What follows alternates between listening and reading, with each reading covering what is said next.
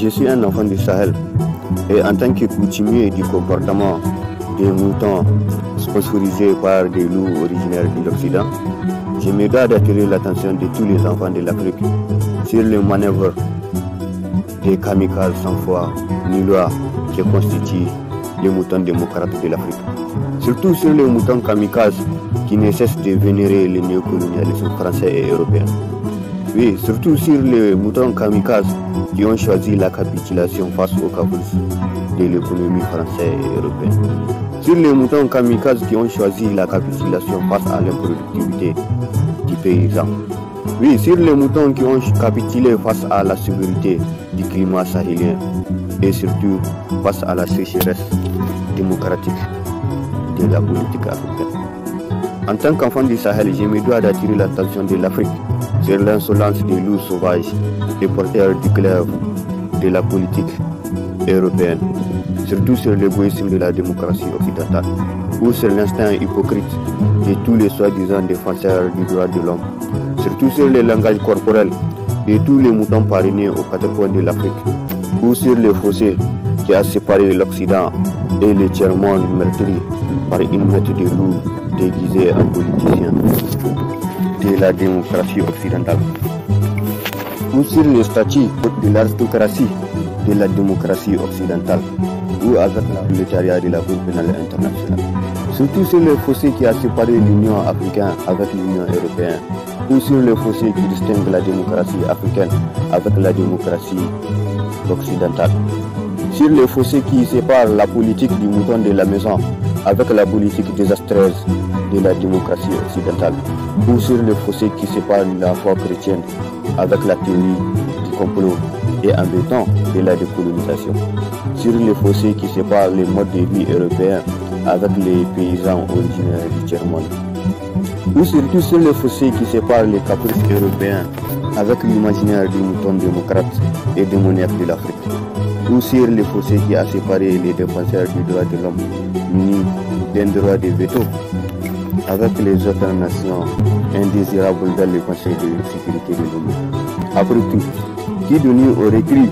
qu'un mouton du Sahel peut avoir la soutien de se dispenser d'une maîtrise minière pour polluer un peuple déjà victime de l'aridité du climat sahélien, pour piétiner les rêves modestes d'un paysan déjà affaibli par l'aridité du climat sahélien, pour piétiner les rêves modestes d'un paysan déjà meurtri par l'irrégularité des pluies, aux dépens de toutes les dérives consacrées au pillage et à la pollution de l'écosystème africain, au mépris de tout ce pourquoi s'est battu le général Ibrahim Bari Moussara, au mépris de tout ce pourquoi s'est opposé Djibo Bokari au soleil des indépendances,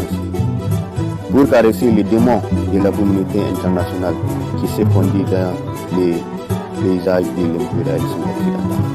Tout simplement pour caresser les caprices français et européens, ou pour vénérer ces loups dévoués au néocolonialisme européen, ou pour imposer les moutons prostitués et dévoués à la démocratie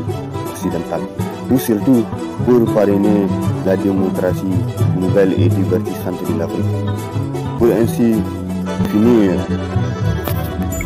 par satisfaire les fantasmes génocidaires de la société séminaire qui constitue la pauvreté internationale. Tout simplement pour sponsoriser les moutons les plus adaptés aux convenances de la réaction internationale. Après tout, le droit de l'homme est tout à fait limité au périmètre du Conseil de sécurité de l'ONU,